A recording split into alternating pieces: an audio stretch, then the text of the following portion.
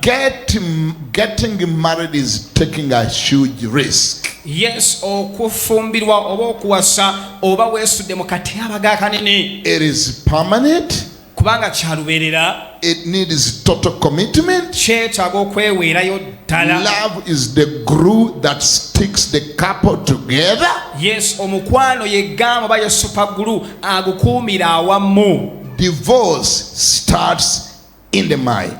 Okwawukana kutandikira mu ndowooza. And the devil feeds the mind. Ate sitaani yaliisa endowooza. Never ever entertain thoughts of getting a divorce. Towulirizanga walina okukirowoozaako okwawukana n'omwagalwa wo. Never use the threats in your marriage that I will divorce you. Tokozesanga bigambo bwebiti ebitiisatiisa omwagalwa wo gundi gwe nja kwawukana naawe essaawa yonna wotaneegendereza. Remember, from the fullness of the heart, jjukira ekijjula omutima, the mouth speaks. akamwa kye koogera. Once you utter it, kasita okyogera, the devil will pick it and anoint it and work hard to fulfill it. sitaani agenda kifukako ekifuta akole nnyo okulaba nti kituukirira. Kubanga wakyatula. Because you confessed it out loud.